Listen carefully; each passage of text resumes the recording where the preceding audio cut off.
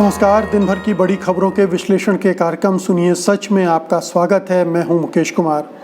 तो साथियों, शुरू करते हैं आज का सुनिए सच। आज की खास खबरों पर नज़र डालते हुए, चीन ने फिर दी युद्ध की धमकी, पैंगोंग सीमा पर तैनाती भी बढ़ाई। पीएफ के साथ सरकार ने किया खेल, अब 2 किस्तों में देगी ब्याज। तू तड़ाक पर उतरी कंगना, उद्धव को वंशवाद का नमूना बताया। मध्य प्रदेश में ताजिए निकालने वालों पर रासुका, कलश यात्रा पर चुप्पी। राम जन्मभूमि ट्रस्ट के खाते से फर्जी चेक से निकाले गए 6 लाख रुपए। खास खबरों पर नज़र डालने के बाद अब वक्त है बड़ी खबरों के विश्लेषण का। लेकिन सबसे पहले आपसे गुजारिश करेंगे कि अगर आपको लगता है कि गोदी मीडिया खबरों के साथ इंसाफ नहीं कर रहा है तो स्वतंत्र पत्रकारिता के साथ आइए, उसकी ताकत बनिए। सत्य हिंदी की सदस्यता योजना इसी दिशा में एक बड़ा कदम है। इसमें आर्थिक योगदान देकर आप स्वतंत्र पत्रकारिता को मजबूती प्रदान कर सकते हैं।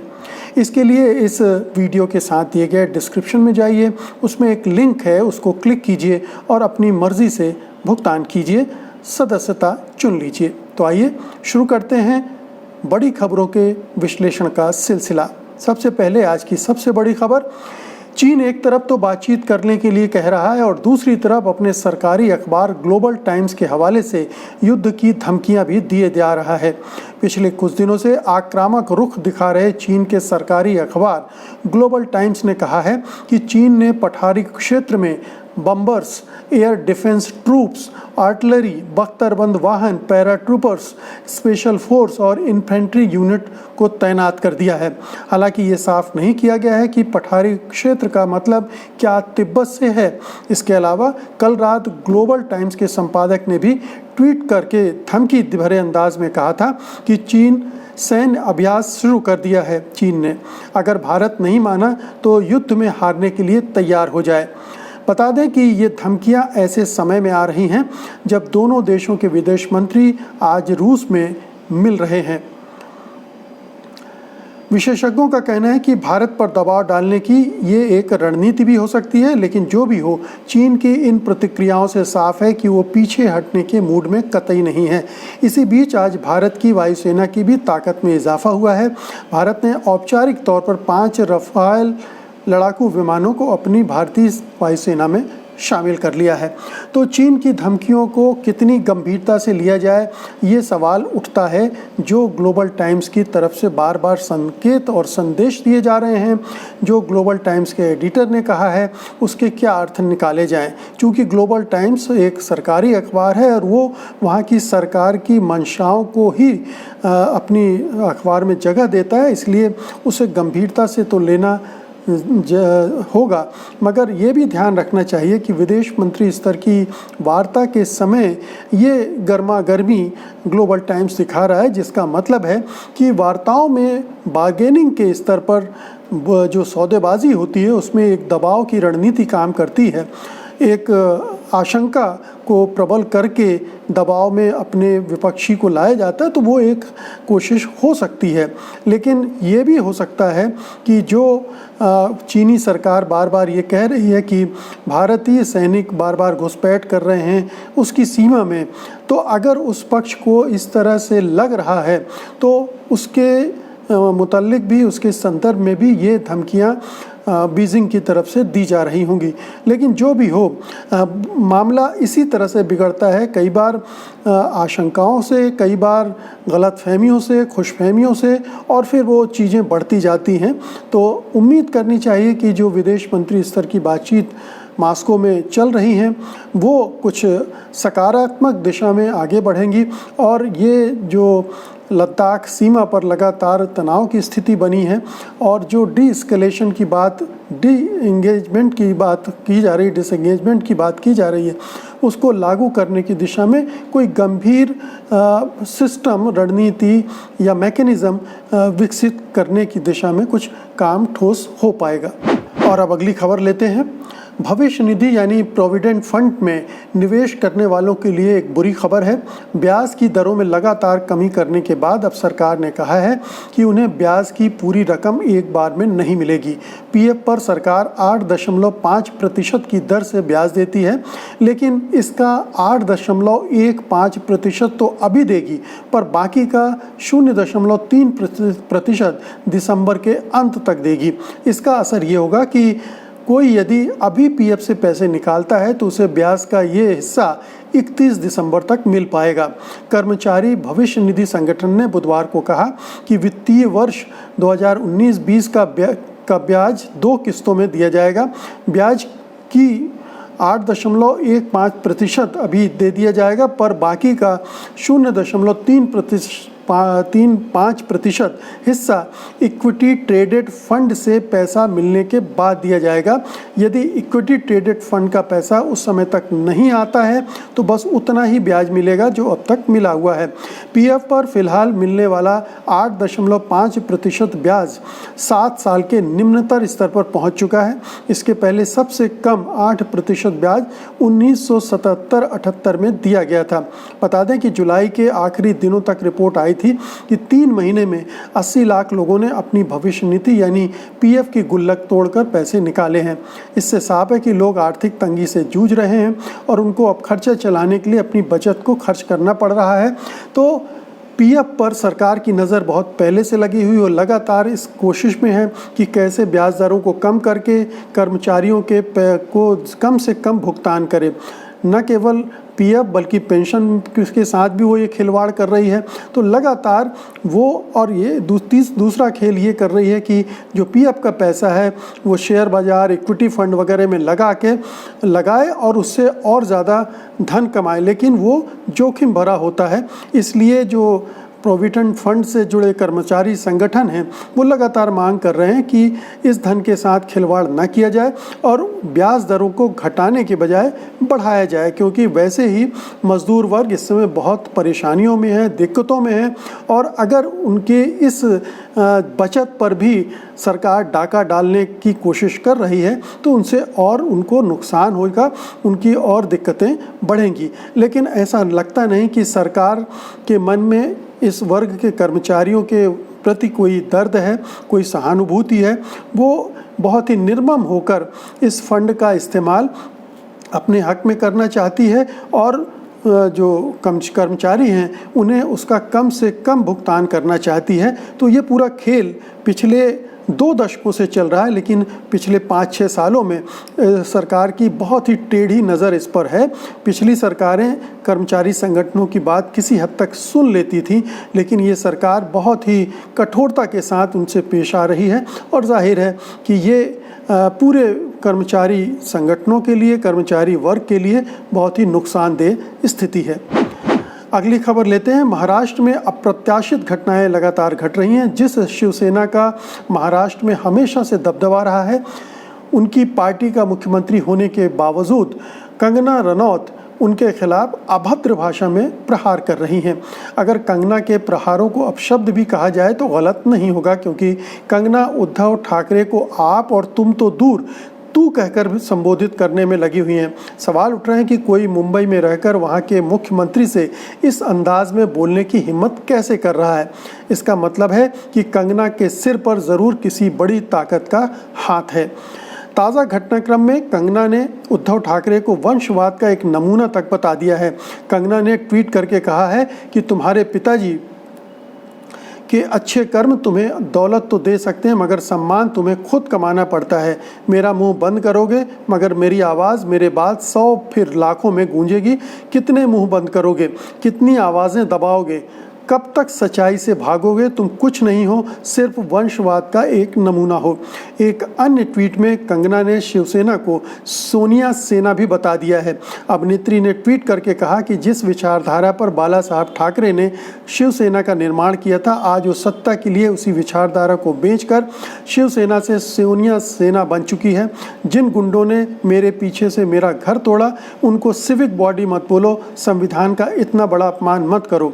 हालांकि शिवसेना अभी शांत है। इसके पीछे वजह बताई जा रही कि शरद पवार ने ठाकरे से कहा है कि वो इस मुद्दे पर गैर ज़रूरी पब्लिसिटी न दें। उन्होंने मीडिया से भी कहा था कि उन्होंने जिस मुद्दे को अनदेखा करना चाहिए था उसको तूल दे दिया। वहीं इस ड्रामा में एक दूसरा कोण भी जुड़ रहा है। अब महाराष्ट्र के राज्यपाल भगत सिंह कोश्यारी की भी एंट्री हो गई है। राज्यपाल कोश्यारी ने बृहन्मुंबई महानगर पालिका द्वारा कंगना के ऑफिस में तोड़फोड़ करने पर नाराज़गी जताई और कहा जा रहा है कि वो इस मामले पर केंद्र को रिपोर्ट भी भेजेंगे। तो जो गवर्नर जो रुख अपना रहे हैं उससे भी एक संकेत जा रहा है कि किस तरह से कंगना को बीजेपी का समर्थन मिल रहा है। अमित शाह ने उन्हें Y+ कैटेगरी की सुरक्षा दी। केंद्र सरकार उसके साथ है। बीजेपी के नेता उनके पक्ष में बयान दे रहे हैं और अब राज्यपाल भगत सिंह कोश्यारी भी कह रहे हैं कि वो एक रिपोर्ट भेजेंगे केंद्र सरकार को। तो लगातार राज्य सरकार को परेशान करने, उसको डिस्टेबलाइज करने की कोशिशें बीजेपी की तरफ से हो रही हैं और ये जो कंगना रनावत कर रही हैं उसका भी उद्देश्य बहुत साफ लग रहा है। अब जिस तरह की भाषा उन्होंने इस्तेमाल करनी शुरू की है वो बहुत बड़ी भयानक है। किसी भी प्रदेश के मुख्यमंत्री का आप विरोध कर सकते हैं, आप उनकी सरकार की खामियों को उजागर कर सकते हैं, उस पर तीखी टिप्पणियां कर सकते हैं, लेकिन भाषा का एक संयम लोकतंत्र की मर्यादा मांगती है और ये कंगना रनावत छोड़ चुकी हैं। तो कंगना को संयम और धैर्य की जो रेखाएं वो लांघ रही हैं, लक्ष्मण रेखाएं, और उनको कोई बरज भी नहीं रहा है। ना बीजेपी के नेता उन्हें रोक रहे हैं, ना कोई दूसरा। अब कंगना रनावत पर अगर हमले होते हैं तो ये उसके लिए एक जस्टिफिकेशन लोग दे सकते हैं कि जब वो इस तरह से भाषा में बात कर रही हैं तो दूसरे क्यों ना करें। लेकिन एक संयम दूसरे तरफ से रखा जाना चाहिए। शिवसेना को कंगना रनावत की जिस मोहरे की तरह वो खेल रही हैं, एक जिस बड़े गेम प्लान की मोहरा हैं वो, उसको ध्यान में रखकर अपने व्यवहार को शरद पवार ने जो उन्हें सूत्र दिया है, जो उन्हें मंत्र दिया है, उस पर पालन करते हुए अपनी नैया आगे खींचनी चाहिए। कंगना रनावत को जो बोल रहे हैं बोलते रहने देना चाहिए। और आइए अब अगली खबर लेते हैं। मध्य प्रदेश के इंदौर में मुस्लिम धर्मावलंबियों के खिलाफ रासुका हटाए जाने की मांग बीजेपी आखिरकार क्यों कर रही है? इस सवाल पर सियासत तेज हो गई है। प्रतिबंध के बावजूद मुहर्रम के दिन ताजिए निकालने को लेकर एक पूर्व पार्षद समेत करीब 1.5 दर्जन लोग रासुका और अन्य गंभीर धाराओं में जेल में बंद हैं। इन्हें जमानत नहीं मिल पा रही है। मध्य प्रदेश बीजेपी के प्रवक्ता और इंदौर के नेता उमेश शर्मा ने इस पूरे मामले पर नए सिरे से विचार करने का प्रशासन से आग्रह किया है। हालांकि उमेश शर्मा ने ही मुहर्रम के दिन इंदौर के खजराना क्षेत्र में ताजिए निकालने वालों पर सख्त कार्रवाई की मांग की थी। दरअसल पूर्व पार्षद उस्मान पटेल की अगुवाई में ताजिए निकाले गए थे। कोरोना संक्रमण प्रोटोकॉल की वजह से जुलूस जलसे प्रतिबंधित हैं। ताजिए निकालने को लेकर हुई विरोध और उठी मांग के बाद जिला प्रशासन ने उस्मान पटेल और उनके साथ रहे कुछ 16 लोगों के खिलाफ केस दर्ज किए थे। तमाम गंभीर धाराओं के अलावा पटेल और उनके कुछ साथियों पर रासुका भी लगाई गई। रासुका और अन्य गंभीर धाराओं में जेल में बंद किए गए लोगों को जमानत नहीं मिल पा रही। वहीं बीजेपी के जलसों में जमकर भीड़ जुटने पर कोई कार्रवाई नहीं की जा रही है। इंदौर जिले की सांवेर विधानसभा क्षेत्र में 2 दिन पहले बीजेपी ने भी नर्मदा कलश यात्रा निकाली थी, जिसमें सैकड़ों महिलाएं जुटी। बड़ी संख्या में पार्टी के कार्यकर्ता भी आयोजन में शामिल रहे और कोरोना प्रोटोकॉल की जमकर धज्जियां उड़ाई गई। लोगों ने न तो फिजिकल डिस्टेंसिंग का पालन किया और न ही मास्क लगाए जाने के निर्देशों पर अमल होता नजर आया। सांवेर जैसे आयोजन उन सभी 27 सीटों पर दिखलाई पड़ रहे हैं जहां पर उपचुनाव हैं, लेकिन इन पर कोई ध्यान नहीं दे रहा।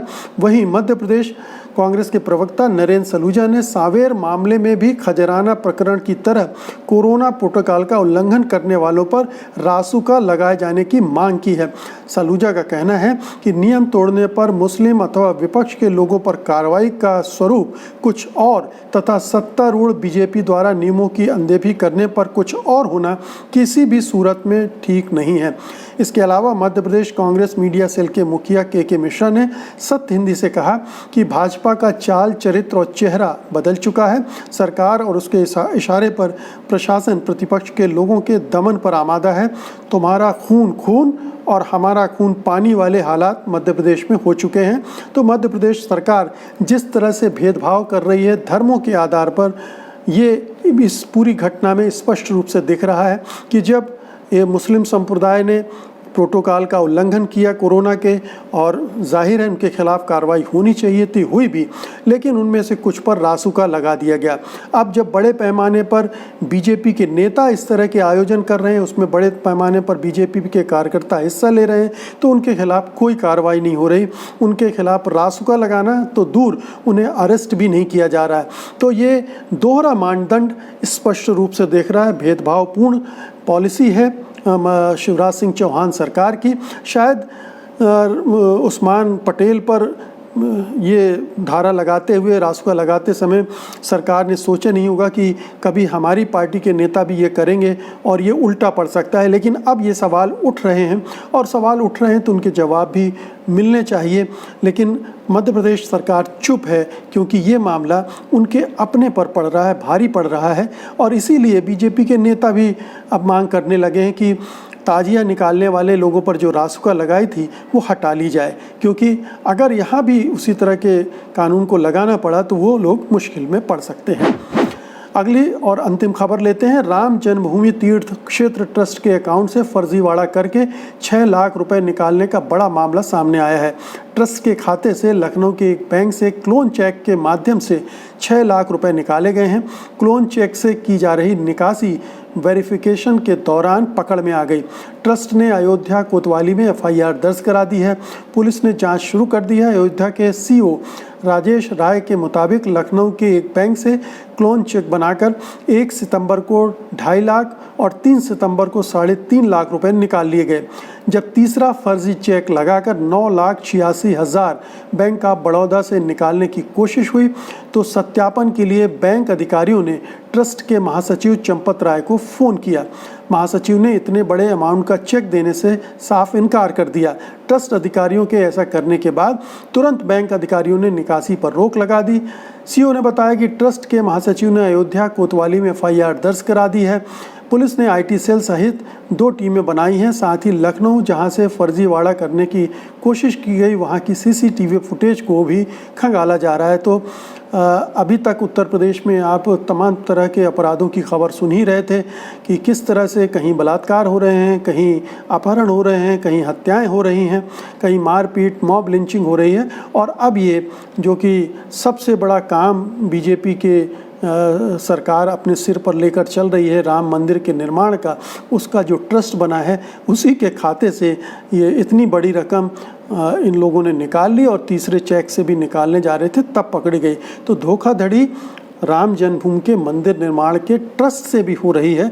कौन लोग हैं ये नाम सामने आना चाहिए, ये जांच पूरी होनी चाहिए। क्या इस ट्रस्ट में शामिल लोग ही इस खेल में शामिल हैं? ये सारी चीज़ें हैं जो जांच से ही सामने आ सकती है। लेकिन ये बहुत साफ है कि उत्तर प्रदेश में कानून का राज अब क्या हो चुका है, जंगल राज कहें या गुंडा राज कहें या अपराधों का साम्राज्य कहा जाए। अंत में कोरोना से जुड़ी ताज़ा तरीन जानकारी आपको दे दें कि अब भारत में संक्रमण एक नई दिशा में छलांग लगा रहा है। पहली बार 1 लाख के करीब केस दर्ज किए गए हैं। लगभग 95,735 मामले आ चुके हैं और बहुत जल्दी ये 1 लाख की संख्या भी पार कर जाएंगे। भारत में कुल संक्रमितों की संख्या अब 44,70,000 के पार चली गई है। अगले 1 हफ्ते में आप पाएंगे कि ये 50 लाख के पार चली गई है। ड्रग कंट्रोलर के नोटिस के बाद सीरम ने वैक्सीन का ट्रायल रोक दिया है। ये ऑक्सफोर्ड की वैक्सीन थी जिसका ट्रायल यहाँ सीरम के ज़रिए हो रहा था, लेकिन अब उसे रोक दिया गया क्योंकि एक व्यक्ति बीमार पड़ गया था और उससे संदेह खड़े हो गए थे इस वैक्सीन को लेकर, तो वो जांच चल रही है। दुनिया में संक्रमितों का आंकड़ा 2,78,00,000 से ज़्यादा हो गया है। तो ये थी आज की ख़ास खबरें और उनका विश्लेषण। उम्मीद है कि आपने इसे पसंद किया होगा। आप इस वीडियो को लाइक करेंगे, शेयर करेंगे, और जिन्होंने अभी तक sathindi.com को सब्सक्राइब नहीं किया है वो इसे सब्सक्राइब कर लेंगे। अब मुझे अनुमति दीजिए, कल मैं फिर हाजिर होता हूँ कल की बड़ी खबरों के साथ उनके विश्लेषण के लिए। तब तक के लिए नमस्कार। सत्य हिंदी के और वीडियोस को देखने के लिए हमारे YouTube चैनल को सब्सक्राइब करें और सीधे नोटिफिकेशन पाने के लिए बेल आइकन दबाएं।